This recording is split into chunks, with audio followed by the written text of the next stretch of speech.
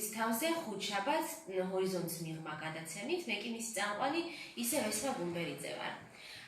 ჩვენ უკვე მესამე გადაცემა რაც ახალ სტუდიაში ვართ, რაც ძალიან სასიხარულოა და დღეს პირველი გადაცემა, როდესაც ამ სტუდიის შესაძლებლობა გამოვიყენეთ და ერთის მაგივრად უკვე ორი სტუმარი მოვიწვიეთ. და დღევანდელი თემა პრაქტიკულად წინა თემის გაგრძელება არის. ორი კვირის წინ თუ არაფორმალურ განათლებაზე ვსაუბრობდით, საქართველოს ფარგლებში არაფორმალურ განათლებაზე, დღეს ვისაუბრებთ იმ შესაძლებლობებისთვის, რომლებსაც ამერიკის შეერთებული შტატების სახელმწიფო დეპარტამენტი აძლევს უკვე საქართველოს მოქალაქე ახალგაზრდებს, პროფესიონალებს, მკვლევარებს, მეცნიერებს, მოსწავლეებს, სტუდენტებს და ასე შემდეგ. და სწორედ იმ გაცვლითი პროგრამების შესახებ, რომლებსაც ამერიკის შეერთებული შტატების მთავრობა აფინანსებს ქართველი მონაწილეებისთვის. და ამიტომ დღეს ჩვენი განაცემის სტუმრები არიან დოდო გოცირიძე, საერთაშორისო განათლების ამერიკული საბჭოების ფრექსის გაცვლითი პროგრამის კოორდინატორი, მომავალ ლიდერთა გაცვლითი პროგრამის კოორდინატორი და ასევე საქართველოს ამერიკის შეერთებული შტატების მთავრობის მიერ დაფინანსებულ პროგრამათა კურსდამთავრებულთა ასოციაციის გამგეობის წევრი დოდო გოცირიძე, ეპაგი ქვია ასოციაციას მოკლედ. და ჩვენი ასევე დღეს განათლების პროგრამის თანამშრომელი და ამავე ეპაგის ასოციაციის გამგეობის წევრი ლელა არქიაშვილი. მოგესალმებით დოდო და ლელა, მადლობა გადაცემაში მოსვლისთვის დატვირთული გრაფიკის და პერიოდის მიუხედავად. ლელა, მოდი თქვენგან დავიწყებ, ზოგადად რა პროგრამებს თავაზობს შეერთებული შტატების მთავრობა ქართველ მონაწილეებს და შემდეგ რა ხდება, როდესაც ეს ადამიანები ჩამოდიან საქართველოში უკვე კურსდამთავრებულებად. მადლობა, უპირველეს ყოვლისა მადლობა მოწვევისთვის გადაცემაში. რაც შეეხება ამერიკის საელჩოს გაცვლით პროგრამებს, ანუ არის სხვადასხვა პროგრამები, რომელსაც რა თქმა უნდა ყველას ახლა არ ჩამოვთვლი, თუმცა თუ დაინტერესებული არის ადამიანი, მე შემიძლია ვუთხრა, რომ არის პროგრამები როგორც სკოლის ბოლო კლასებში გაცვლა, ასევე ბაკალავრის დონეზე გაცვლის და ამერიკაში სწავლის შესაძლებლობა, ასევე სამაგისტრო დონეზე სწავლის შესაძლებლობა და შემდგომ ასევე პროფესიული განვითარების შესაძლებლობების სხვადასხვა პროფესიით და სხვადასხვა მიმართულებით. ანუ ამ შემთხვევაში გამოდის, რომ ამერიკის საელჩო ყველა ეტაპზე, განათლების თუ პროფესიული განვითარების ყველა ეტაპზე აძლევს საშუალებას ადამიანს, რომელიც დაინტერესებულია მსგავს პროგრამებში ჩაერთოს, მიიღოს მონაწილეობა ამ პროგრამებში და შესაბამისად მიიღოს გამოცდილება ამერიკაში. მოდი სასკოლო განათლებაზე უკვე დოდოს დავუთმოთ, ხოლო თქვენ რომ უფრო მეტად აი საუნივერსიტეტო, ვიცით რომ არის საბაკალავრო დონეზე, თუმცა ეს არ არის ხარისხის მინიჭების პროგრამა, ანუ ეს არის უბრალოდ ერთ სემესტრიანი იუგრადის პროგრამა, რომლითაც ერთი სემესტრით მიდის ადამიანი გაცვლითი პროგრამით შეერთებულ შტატებში, იქ გადის იქაურს საგნებს და ასე შემდეგ და არსებობს ასევე ფულბრაიტის პროგრამა, რომელიც მთლიანად სამაგისტრო ხარისხის უკვე შეერთებულ შტატებში მიღებას ითვალისწინებს. კიდევ რა პროგრამები არის და რა ითვალისწინებს? უფრო ხანმოკლედს არსებობს, ხო, როგორც მე ვიცი. კი ბატონო, მოდი ჯერ იუგრადზე და ფულბრაიტზე ვიტყვი, იმიტომ რომ ორივე პროგრამის კურსდამთავრებული ვარ, ესე იგი გამემართლა შეიძლება ითქვას. კი ბატონო, იუგრადი არის ერთწლიანი პროგრამა. მთავარი დამამთავრებელი წევრი არ იყოს, ნებისმიერ სხვა წელს შეგიძლია წახვიდე ამერიკაში, ანუ იქნება მეორე კურსი, მესამე კურსი, მე მესამე კურსზე ვიყავი. და როგორც თქვენ სწორედ აღნიშნეთ, კი ბატონო, არის გაცვლითი პროგრამა, ერთი წელი სწავლობ ამერიკის უნივერსიტეტში, რომლის შერჩევაშიც გეხმარება უკვე თვითონ საელჩო, ეს ეგრეთ წოდებული პლეისმენტის პროცესი და არსებობს ფულბრაიტის პროგრამა, რომელიც არის უკვე სრული სამაგისტრო კურსი და სამაგისტრო კურსი დამოკიდებულია უნივერსიტეტზე. შეიძლება ეს იყოს ერთწლიანი სამაგისტრო კურსი, შეიძლება იყოს ორწლიანი სამაგისტრო კურსი. მე ფულბრაიტი გავიარე ორწლიანი სამაგისტრო კურსით, ანუ 2016-ში წავედი და სულ რაღაც 2 თვის წინ დავბრუნდი საქართველოში. მოდი თქვენ წინა შეკითხვასაც დაუბრუნდები, თუ რა ხდება მას შემდგომ, როდესაც ბრუნდებიან მონაწილეები საქართველოში. შეიძლება ზოგმა იფიქროს, რომ როდესაც მონაწილეები საქართველოში ბრუნდებიან, აქ მთავრდება ეს პროგრამა, თუმცა რეალურად ნამდვილად ასე არ არის. პირიქით ცხოვრების რეალური პროგრამა შეიძლება ითქვას აქ იწყება. ანუ მანამდე ჩვენ ვაგროვებთ ამ გამოცდილებას და იმ უნარჩვევებს, რაც მოაქვს გაცვლით პროგრამას, თუმცა ამის გამოყენება ხდება სწორედ მას შემდეგ, რაც ჩვენ ბრუნდებით უკვე სამშობლოში. ამერიკის საელჩო ამ შემთხვევაშიც ეხმარება მონაწილეებს და სთავაზობს მრავალ საგრანტო პროგრამას ალუმნებისთვის, მაგალითად მე როდესაც დავბრუნდი უკრაინიდან გავაკეთე, შევიტანე განაცხადი სხვა ორ ალუმნთან ერთად და გავაკეთეთ განათლების პროგრამა რეგიონებში მცხოვრები ბავშვებისათვის, ახალგაზრდებისათვის. ანუ ამერიკის საელჩო ძალიან ბევრ შესაძლებლობას ქმნის ალუმნებისთვის, რომ როდესაც ისინი დაბრუნდებიან, მათ ეს ცოდნა, ეს გამოცდილება, ეს უნარჩვევი მოახმარონ საქართველოს, იქნება ეს რეგიონების განვითარება, იქნება ეს კონკრეტული უფლებების განვითარება, რომლებიც მათ აინტერესებთ და ასე შემდეგ. და თვით რეალიზებაც უკვე ქართულ რეალობაში, რომ მათთვის საინტერესო იყოს და მამოტივირებელი იყოს აქ ყოფნა და არ იყოს ესე თქვათ ერთადერთი გამოსავალი, რომ ეს ტვინის გადინება შეუწყო ხელი და აქედან წავიდნენ. პირიქით, მე ახლა ძალიან ესე ვარ, ენთუზიაზმით ახსავს, რომ ტვინი გავადინო კი რომ შემოვადინო პირიქით და ბევრი საინტერესო პროექტის და იდეის ბევრი საინტერესო პროექტი და იდეა მაქვს თავში და მედი მაქვს ალუმნების და არ მხოლოდ ალუმნების დახმარებით ამ ყველა პროექტს განხორციელებ. დიახ, მოდი დოდოსთან გადავიდეთ უკვე სასკოლო პროგრამებთან დაკავშირებით, განსაკუთრებით ყველაზე ცნობილი და ყველაზე ფართომასშტაბიან პროგრამასთან მიმართებაში, ეს არის Flexi, ანუ მომავალ ლიდერთა გაცვლითი პროგრამა. და თუ შეიძლება უფრო მეტი გითხრა, მაგალითად, რამდენი მოსწავლე მიდის ყოველწლიურად, რას ითვალისწინებს ეს პროგრამა და ასევე ამ ყველა ამ პროგრამას რაღაც 21 პროგრამა არის ამ Flexis ჩათვლით და ყველა მათგანს აერთიანებს დაფინანსების საკითხი, ეს არის ის, რომ ყველა მათგანი არის სრულად დაფინანსებული. ან მონაწილეობა, მგზავრობა, დაზღვევა, იქ ყოფნა, ცხოვრება, სწავლა, ყველაფერი არის აბსოლუტურად უფასო ქართველი მონაწილეებისთვის. დიახ, რა თქმა უნდა, Flex პროგრამა საქართველოში უკვე 26 წელია რაც არსებობს. ძალიან ხშირად ვუკვირთ, რომ ამდენი ხნის ისტორიას იცვლით, მაგრამ საქართველოს ერთ-ერთი წარმატებული ქვეყანა სხვა ბევრ ყოფილ საბჭოთა ქვეყნებს შორის, რომელშიც ეს პროგრამა ხორციელდება. 80 ქართულ მონაწილეს აქვს უნიკალური შანსი, რომ ერთი აკადემიური წელი გაატაროს ამერიკაში, ისწავლოს ამერიკულ ოჯახში, სკოლაში და იცხოვროს ამერიკულ ოჯახში. ხშირად გვაკითხებიან ასეთ რამეს, როდესაც ვახსენებთ, რომ ეს არის გაცვლითი პროგრამა. ნიშნავს თუ არა ეს იმას, რომ საქართველოში ბრუნდება იგივე ასაკის ამერიკელი მოსწავლე საქართველოში.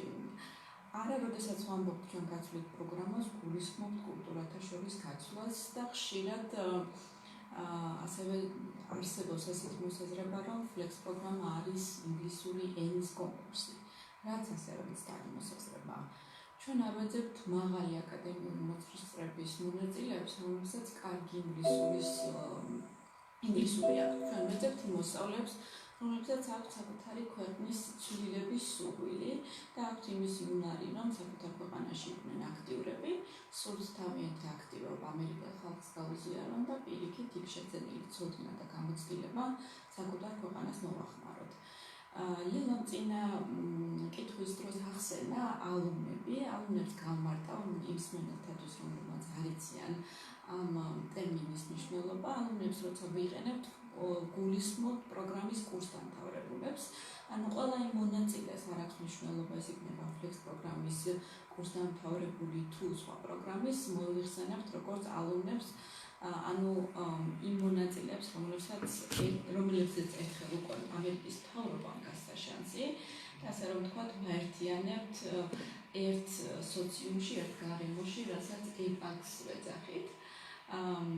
EPAC-ი ეს არის კიდევ ერთხელ გამარტა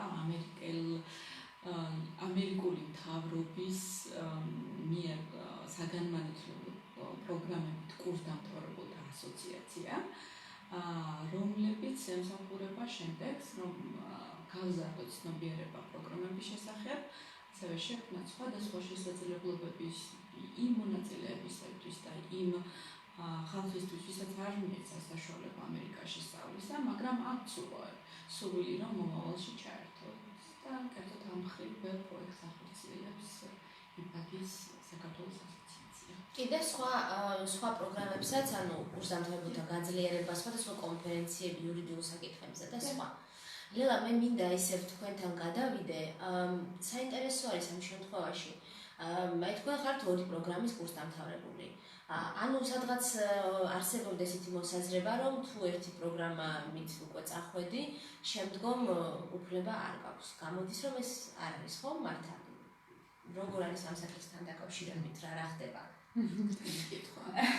კი ბატონო. უფლება არ გაქვს, არ არის ნამდვილად, უფლება გაქვს. არის რამდენიმე შეზღუდვა, რაც ძალიან მნიშვნელოვანია, რომ ვიცოდეთ. პირველი შეზღუდვა, როდესაც შენ მიდიხარ რომელიმე პროგრამით, საერთაშორისო პროგრამით ამერიკაში, მაგალითად ამ შემთხვევაში იუგრადით ვიყავი პირველად, მე მქონდა 2 წლიანი, ესე იგი, შენ იღებ J1 ვიზას, ეგრეთ წოდებული ვიზის კატეგორია, რომლის პროგრამებისთვის ვიზა არის გაცვლითი ვიზიტორის. გაცვლითი ვიზიტორის ეს. გაცვლითი ვიზიტორის ვიზას მოყვება, ესე იგი, თანდართული მოთხოვნა, რომ ქვეყანაში დაბრუნების შემდგომ შენ 2 წელი მაინც უნდა დარჩე ქვეყანაში, ანუ იცხოვრო ქვეყანაში და ამის მიზანი არის, რომ ის ცოდნა შენ რაც მიიღე, ჩამოხვიდე და მოახმარო ისო ქვეყანას. რაც ლოგიკურია. აგრეთვე შესაბამისად, ანუ მე შემეძლო მიმიღო მონაწილეობა Fulbright-ში, მხოლოდ მას შემდეგ, რაც ეს 2 წელი გავიდა.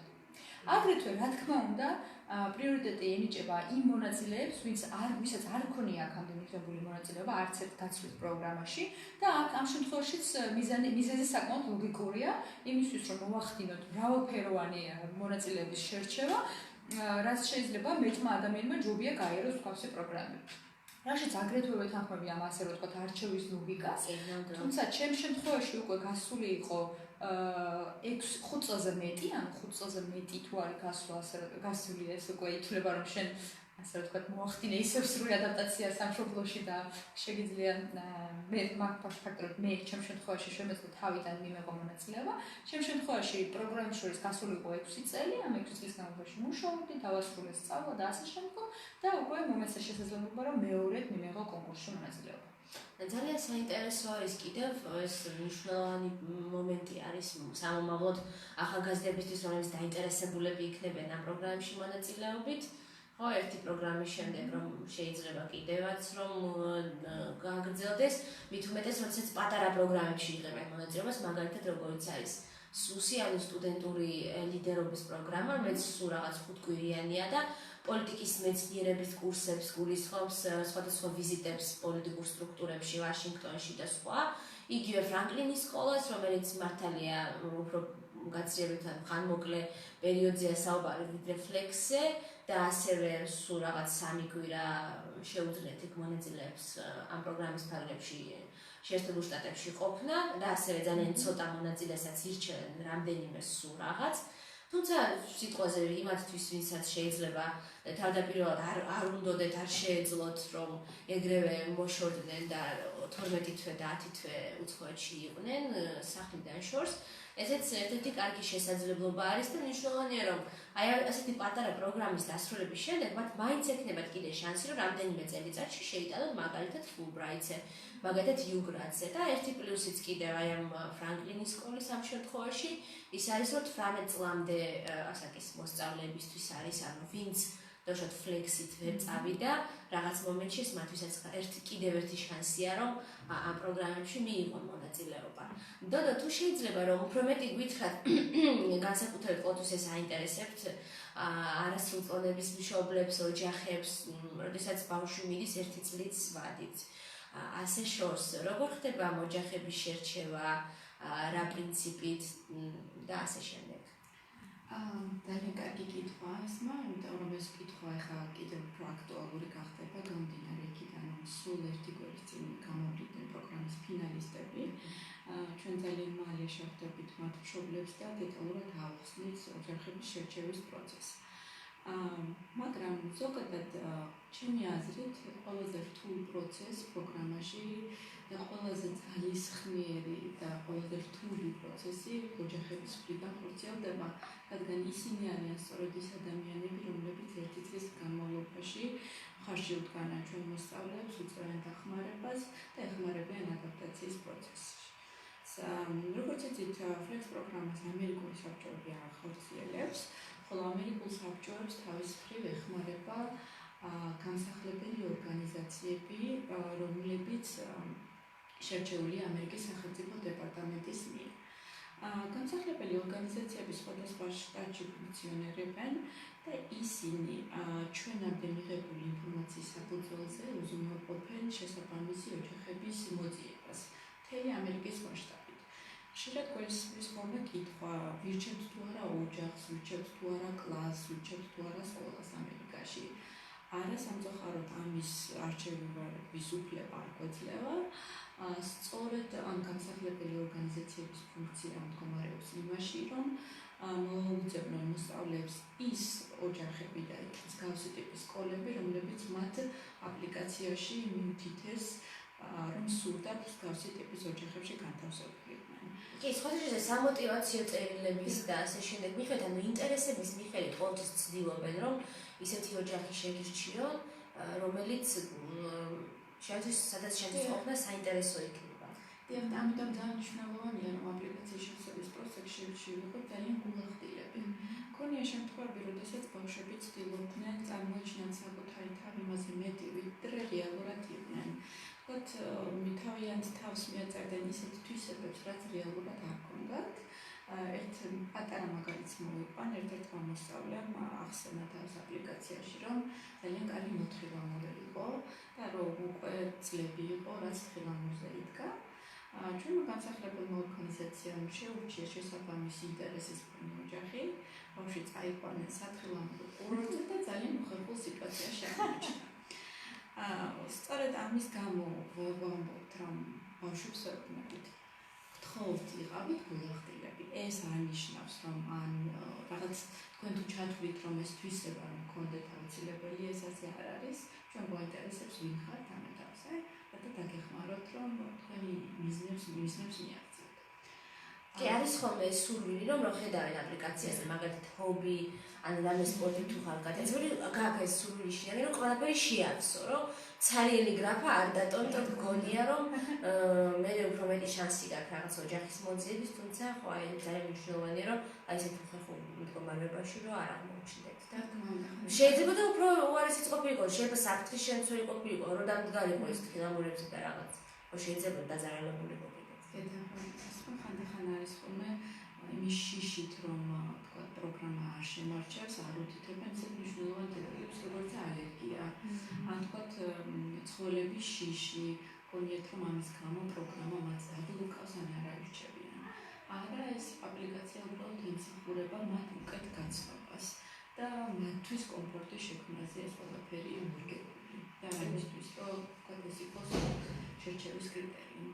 ხა ზუსტად ეს არის გაცვლაც, ხო, რომ მარტო ის არა ჩვენი ქართველი საქართველოს მოსახლე ბავშვი ჩადის ამერიკაში და იქ იღებს რაღაც ინფორმაციას, ხო, ამერიკის შესახებ და მე ვიტყოდი, რომ აი ოჯახში ცხოვრება ერთ-ერთი ყველაზე საუკეთესო საშუალება არის აი ესე ადამიანების გაცნობის და ქვეყნის გაცნობის შიგნიდან, იმიტომ რომ ცხოვრობ იქ ერთ წელი და ხედავ რა აინტერესებს შენ გარშემო მოსწავლეებს, კლასელებს, ოჯახს, რაზე საუბრობენ ნათესავებთან, როგორ აქვთ დავუშვათ ეს სუფრის ტრადიციები და საჯდომასწავლო ტრადიციები, რას უყურებენ, რითი ერთობიან, ყოველივე ეს, მაგრამ ამასთან ერთად აქედან ჩასული ბავშვი უსიარებს ქართულ კულტურასაც ძალიან ხშირად და ბევრმა არ იცის ესეც საქართველოს არსებობის შესახებ და ის რო ჩავა იქ და ჩაუტანს დავუშვათ ჩურჩხელას ან ტყლაპს ან უბრალოდ თუნდაც საქართველოს რუკაზე აჩვენებს სოფლიო რუკაზე სად არის, ისიც არის ძალიან მნიშვნელოვანი და სწორედ ეს არის იმ გაცვლის ნაწილი. ერთი მაგალითი მახსენდება, ამასაც შეიძლება გაგიზიაროთ. როდესაც იუბრატის ვიყავი მონაწილე, წავედი ვისკონსინში, რომელიც არის საკმაოდ ჩრდილოეთ შტატი და იმ დროს როცა ჩავედი, იქ ისე აღმოჩნდა, რომ საქართველოს შეხება ძალიან ბევრმა არ იცოდა და ეს რა თქმა უნდა, როგორც ყოველთვის იყო, რომ თითქოს შტატიდან ხარ, ჯორჯიის შტატიდან და ასე შემდეგ და მოკლედ მიზნად დავისახე, რომ ესე იგი ჩემი კურსელები და პროფესორები განვანათლო საქართველოს შესახებ და ესე იგი სემესტრში ვატარებდი ხოლმე 3 პრეზენტაციას მაინც ქვეყნის შესახებ. ანუ გოზინავს ვაკეთებდი, ხაჭაპურებს ვაცხობდი და მოკლედ ძალიან მომიდომე, რომ საქართველოს შესახებ ინფორმაცია გაიგოთ და თავდაპირველად თუ ძალიან ზედაპირული იყო ხოლმე ჩვენი განხილვები, შემდგომ უკვე სიღრმისეულად მეკითხებოდნენ კულტურის, რელიგიის და ასე შემდეგ.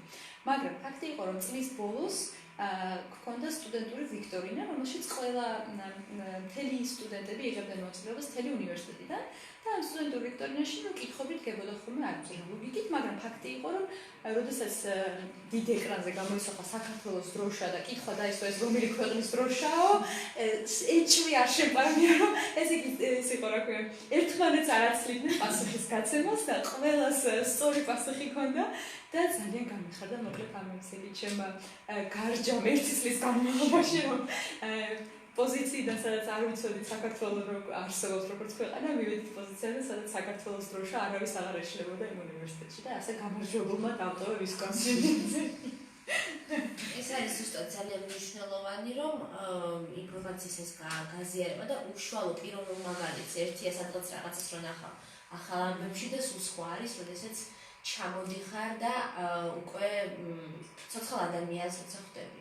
რას აქცევენ ყურადღებას, აი დოდო მისაუბრა უფრო ფლექსის კუთხით, მაგრამ სხვა პროგრამებშიც თუ შეგიძლიათ ნელა თქვენს რო თქვათ, რას აქცევენ ყურადღებას?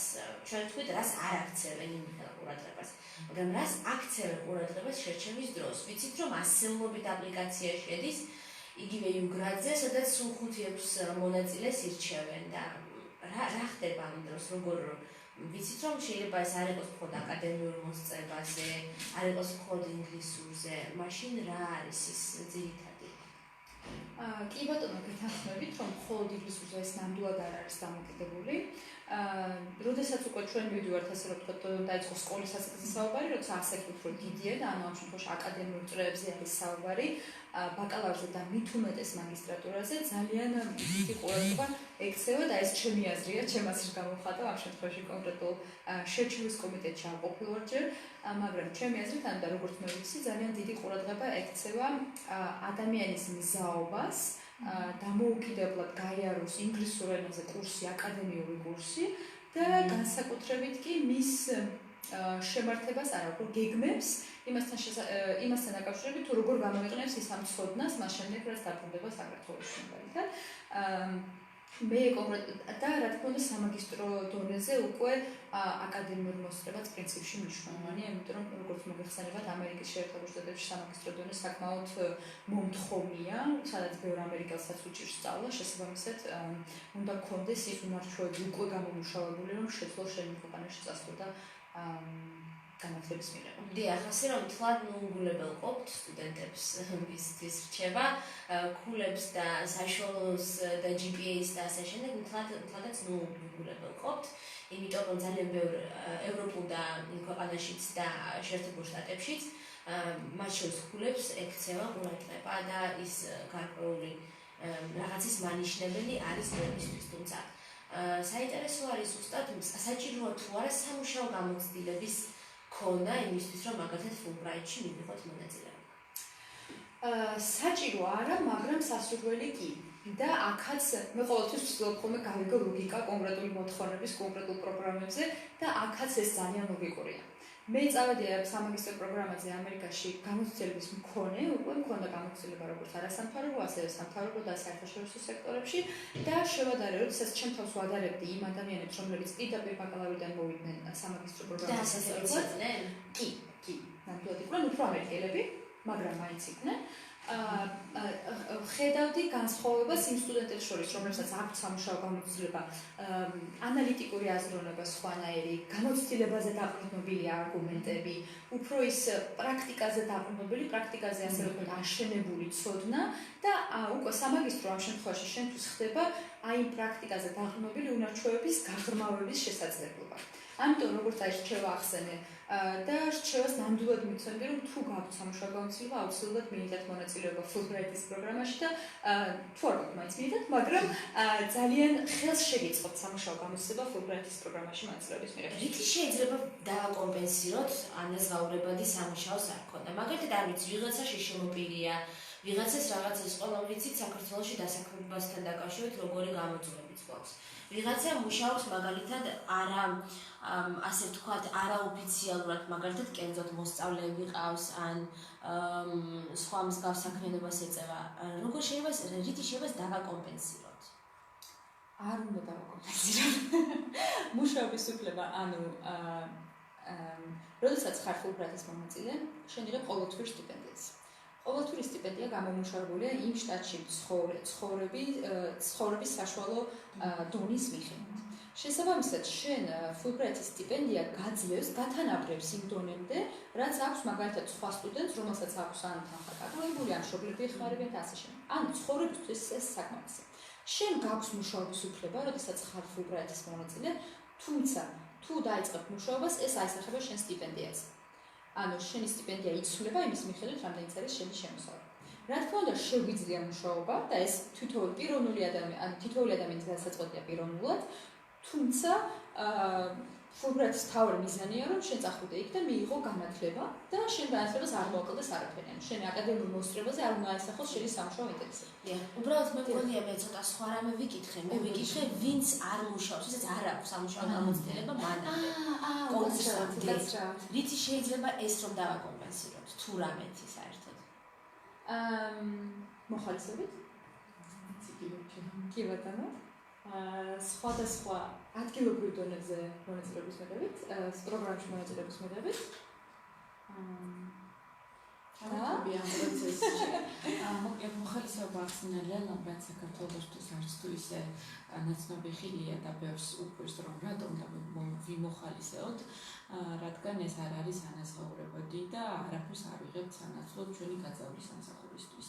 მაგრამ როგორც ახსენა, მუშაობა გვაძლევს იმ უნარებს და იმ გამოცდილებას, რაც სხვა მხრივ ვერ გვექნება თუ ამ პროცესში არ ჩავერთვებით.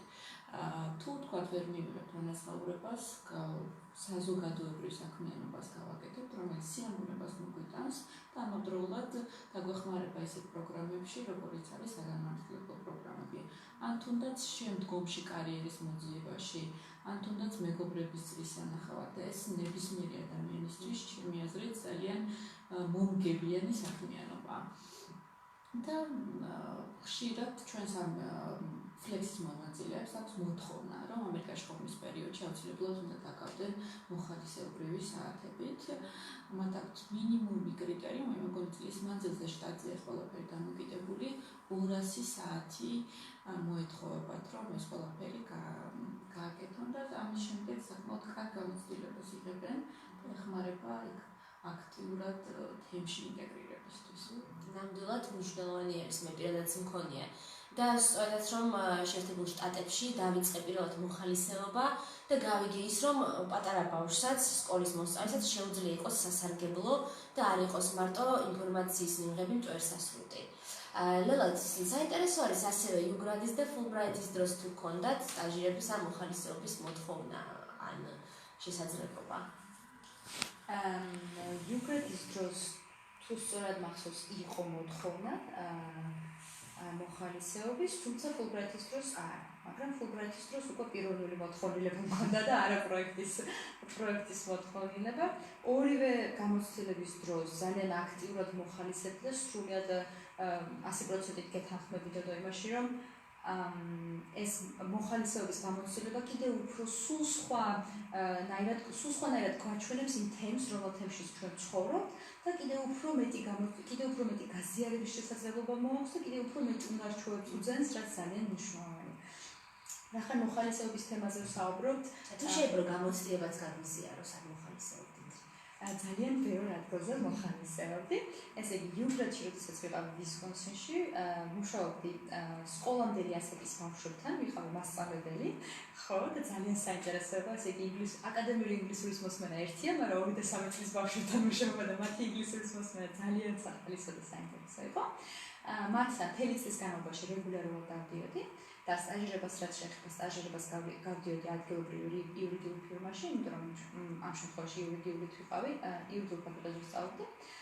რაც შეეხება Fulbright-ის შემთხვევაში უკვე უნივერსიტეტში იყო ორგანიზაცია, რომელიც თვითონ ასე ვთქვათ, ორგანიზებას უწევდა სხვადასხვა მოხალისეობრივ საქმიანობას და მე პირდაპირ გამიადვილ და ამ ორგანიზაციაში შევედი და იქიდან უკვე ძალიან ბევრ სხვადასხვა მოხალისეობრივ ღონისძიებებს ვატარებდი. მაგალითად, სახალისო რაც მახსენდება, ეს იყო სკოლებში, სხვადასხვა სკოლებში დავდიოდით და რა თქმა უნდა მიწას გამოვიყოფდით და ამ მიწაზე ვხატავდით ამერიკის რუკას და შტატებს, რომ ბავშვებს ესწავლოთ ამერიკის შტატები, მაგალითად, როგორც მათი შტატი, სადები, როგორი და ასე შემდეგ. საქართველოში ძალიან მინდა რომ მსგავსი რამე გავაკეთო. უფრო აკადემიურს რაც შეეხება, მაგალითად ვიყავი უნივერსიტეტის ელჩი, ეგრეთ წოდებული იყო უნივერსიტეტის ელჩების პროგრამა. აქაც მოხალისეობრივად მონაწილეობდი, რაც ნიშნავდა, რომ საკმაოდ მაღალი დონის სტუმრები, რომლებიც უნივერსიტეტში ჩამოდიოდნენ და ასეთი ხშირად ხდებოდა, ეს უკვე ეხაზია საუბარი. ჩვენ ვიყავით ეს ელჩები, უნივერსიტეტის ელჩები, ვიყავით ისინი, ვინც ამ სტუმრებს ხვდებოდით, მასპინძლობდით.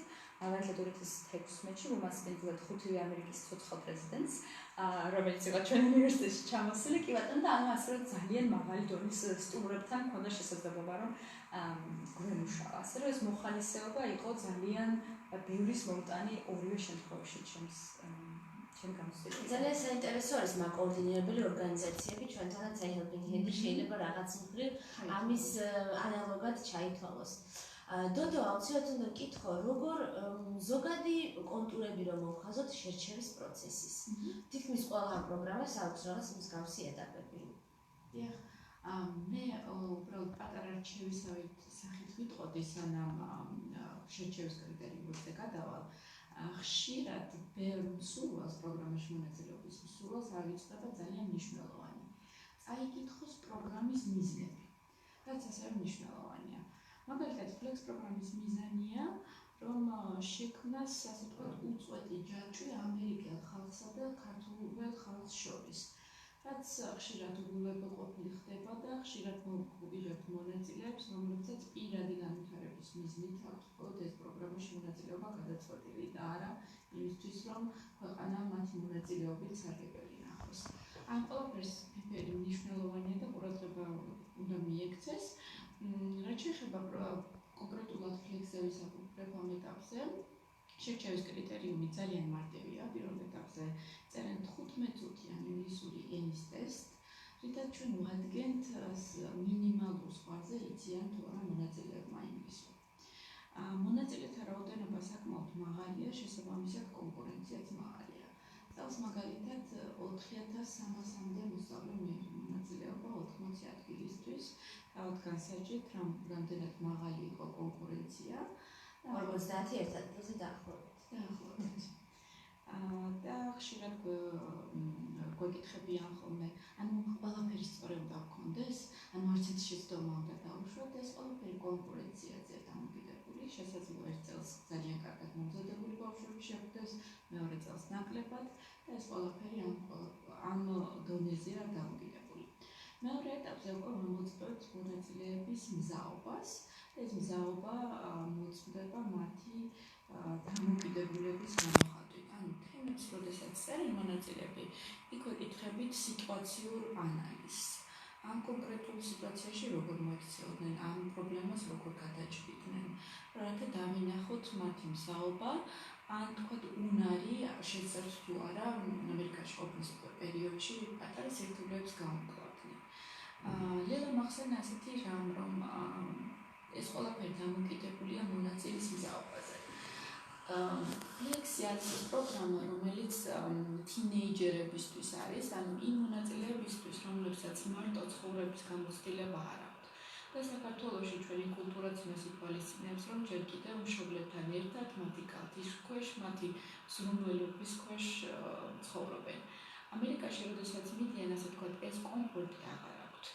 და ჩვენ ვხედავთ ამ შერჩევის პროცესში, რამდენად შეუძლიათ უცხო გარემოში საკუთარი თავის დამკვიდრება, საკუთარი შესაძლებლობების მაქსიმალურად წარმოჩენა და პატარა პრობლემებთან განკლავება. სწორედ ამ ყველაფერს ემსახურება ეს შერჩევის პროცესი და მესამე ეტაპი უკვე პროგრამის კომპლექსურია. ჩვენ ვამოწმებთ მათ აპლიკაციას, ვუტარებთ ჯგუფურ და ინდივიდუალურ გასაუბრებას. ინდივიდუალური გასაუბრება გვაძლევს იმის შანსს, რომ აქამდე თუ ბავშვზე მათი ნაწერებიდან და მათი აპლიკაციიდან მეტყოლებდით, მათ პირადად შევხვდეთ და დიდი განსხვავება ხოლმე ისე საინტერესოა. იცით რა, ვხედავთ რადიკალურ განსხვავებებსაც და ვხედავთ ძალიან ბევრ მსგავსებასაც. ქონია შემთხვევები, როდესაც აპლიკაციაში ბავშვი გვითხრობს თუ როგორი გახსნილია, როგორი შეუძლია ყველა ახალ გარემოში ადაპტაცია და ბავშვი მოდის, რომელიც ქონება ძალიან მშვიდად, რომ ძალიან კომუნიკაბელია. მსგავსი ტიპის ბავშვი უკვე გასაგებია, ხო? რომ ის ცდილობდა საკუთარი თავის უკეთ აპლიკაციაში წარმოდგენას, მაგრამ ეს ბავშვი რომ რეალურად წავიყვანოთ ერთი წელი ამერიკაში, ვაცხოვრობთ, უფრო მეტი სტრესი ექნება, ვიდრე თქვათ საქართველოში შეიძლება უფრო ბევრად ინტეგრირებული ცხოვრება გქონდეს. ეს ყველაფერი მნიშვნელოვანია და ამავდროულად ერთ პატარა საკითხს დავამატებთ. ლელა მახსენა სიტყვა ელჩი. ეს ისეთი უნიკალური სიტყვა, რომელსაც ყველა ამერიკის მთავრობის დაფინანსებული პროგრამის მონაწილეს ეუბნება მათი ორგანიზატორი, რომ თქვენ ხართ საქართველოს ელჩები ამერიკაში.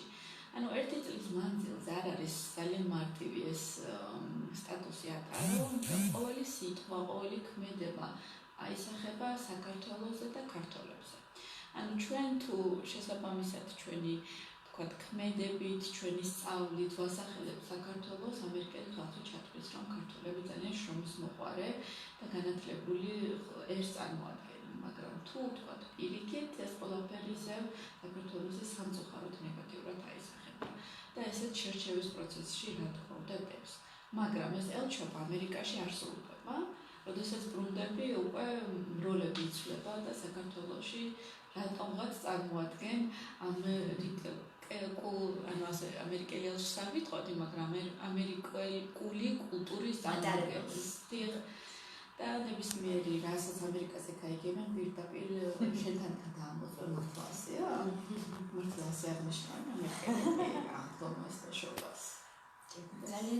ეს ძალიან მნიშვნელოვანი არის ამაზე საუბარი გახსნილად და ეს ინფორმაციის შიმშილი არსებობს ნამდვილად, იმიტომ რომ ერთია რომ სადღაც რაღაც ინფორმაცია დევს და მეორე არის, როდესაც ადამიანი, უშუალოდ ადამიანს შეხვდები და აი ამ კომუნიკაციაში გაიცნობ ქვეყანას, იქნება საბაბი რომ გაიცნო სხვა ქვეყანა, გაიცნო სხვა ადამიანი, სხვა კულტურა და ეს შემდეგ რაღაცნაირად ჩამოიტანო, ან წაიღო, ან დაიტოვო და ასე შემდეგ.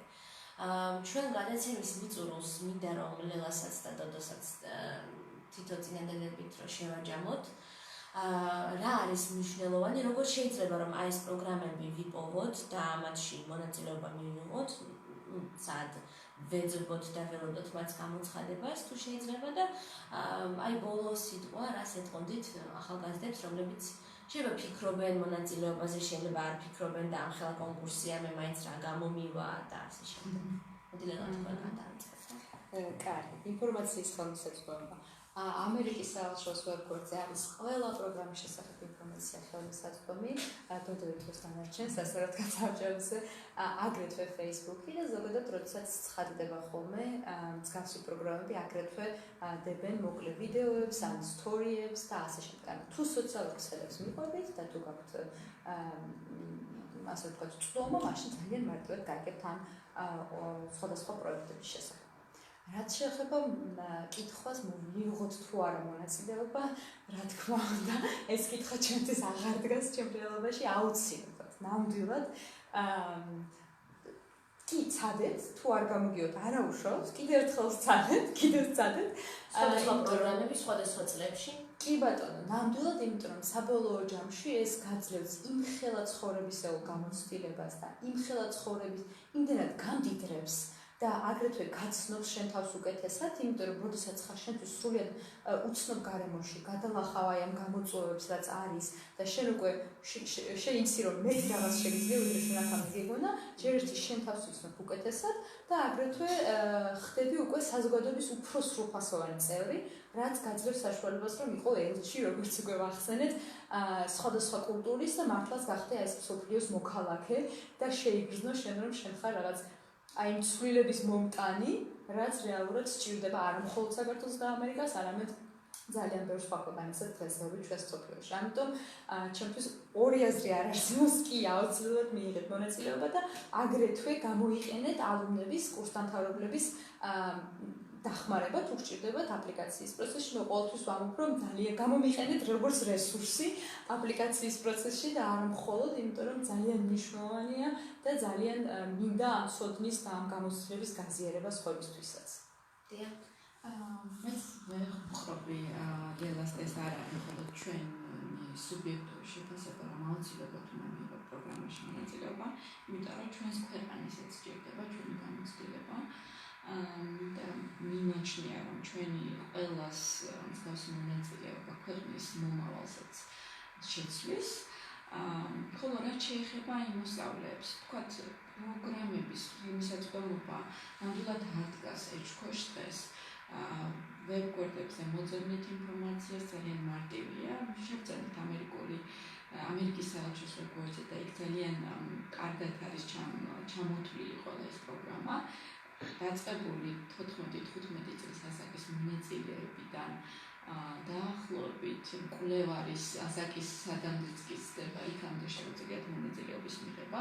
ბევრი პროგრამა გაძლევთ რამოდენიმეჯერ ცდის საშუალებას, მაგალითად მოვიყვან პროფესიული პრაქტიკის პროგრამას, რომელშიც წელიწადში ორჯერ შეგვიძლია სცადობედი 25-დან 35 წლამდე, ანუ გამოდის რომ რამდენი წელი 20 წელი და 20 ჯერ აქვს ცდის უფლება და ამიტომ შანსები ნამდვილად მაღალია, პროგრამების არჩევანიც მაღალია, სცადეთ და ეს ყველაფერი აუცილებლად გაგვირგვინდება თქვენი წარმატებით, მაგრამ ამ ყურადღება მინდა მიაქციოთ, რომ ნუ დაუჯერებთ მცდარ არაფორმალური წყაროდან მიღებულ ინფორმაციას, იხელმძღვანელეთ მხოლოდ ოფიციალური ვებგვერდებითა და თანამშრომლებისგან მიღებული ინფორმაციით, რაც სამწუხაროდ ბოლო პერიოდში ძალიან აქტუალური გახდა და ჩვენი მხრიდან ვცდილობთ, რომ ეს არასწორი მცდარი ინფორმაციის გავრცელებას შევაფერხოთ. კი ძალიან მნიშვნელოვანი არის ეს, რომ რაღაც ჩვენთვის არ მნიშვნელოვანი, რომ რაღაცა დაბნეულობა, რაღაც მოხერხულ მდგომარეობაში არ აღმოჩნდეთ და შემთხვევით ჩვენი აპლიკაცია მაგალითად წყალში არ ჩაიყაროს და მეც ყოველთვის როცა კი ვიღაცა მომმართავს, რა თქმა უნდა პირველად ინფორმაციას გამოცდილების და ასე შემდეგ მხრივ ხო, რაც ვერ იქნება ტყუილი, იმიტომ რომ ის პერსონალურია და ყველას თავის გამოცდილება აქვს. რა თქმა უნდა ამას ვუზიარებ, თუმცა რაც ეხება ფაქტობრივ მონაცემებს, ხო, როდის რაც ხდება, რა მოთხოვნებია და ასე შემდეგ, ყოველთვის ვცდილობ რომ გადავამისამართო კონკრეტულ ორგანიზაციებთან, რომლებიც ამ პროგრამებს უშუალოდ კურირებას უწევენ და კოორდინაციას. და ეს არის ნამდვილად მნიშვნელოვანი, რომ ჩვენივე ძალისხმევა და დრო ტყუილა არ დავხარჯოთ ესეთი რამის გაკეთებაში და თუნდაც ფულადი რესურსები, რასაც აზრი არ ექნება და პირიქით შეიძლება საზიანო იყოს, თორემ სხვა მხრივ, რა თქმა უნდა, ნებისმიერი კონტროლის და კომფორტის ზონიდან გამოსვლა, რაც მაგალითად პროგრამებში მონაწილეობით გამოიხატება, ჩვენ ნამდვილად გვზრდის და ძალიან კარგი შესაძლებლობა არის თუნდაც ამ ზრდის და მართლაც ბევრი სხვადასხვა შანსია, ერთსაც ბოლოს დავამატებდი. მნიშვნელოვანია, რომ ვიცოდეთ რა პროგრამაზე ვავსებთ და არ შევავსოთ ისეთ რამეზე, რაც ჩვენთვის უკვე აღარ არის, ან ჩვენ უკვე უფრო მეტი შეგვიძლია, მაგალითად, ან ასაკით უკვე დიდები ვართ, ან პირიქით არ არის ის ჩვენი ინტერესების სფერო, რაღაც კონკრეტული საკითხი, ვეცადოთ, რომ ჩვენი ინტერესებიდან გამომდინარე ვიპოვოთ ის პროგრამა, ჯერ იმისთვის, რომ ჩვენ თვითონაც არ ვიყოთ მოწყენილები და არ აღმოჩნდეთ იქ, სადაც არ უნდა აღმოჩნდეთ და ასე ვთქვათ, დრო დაკარგულად არ ჩაითვალოს. ერთსაც ბოლოს ვკითხავ დოდოს, სანამ დავიმშვიდობებით, როგორ ხდება აღიარება, მაგალითად, ამერიკაში საგნები, გავლილი საგნების. პრინციპში იუბრაცაც ეხება ეს და რაღაცას შეუძლია ერთი ამაზე მოკლედ რომ ვითხრათ. ეს და ამერიკის მთავრობა ვერ ჩაერევა საქართველოს საგანმანათლებლო სისტემაში, რაც იმას ნიშნავს, რომ ბავშვი როდესაც ხდება პროგრამის ფინალისტი, ეს მაგრამ დგას.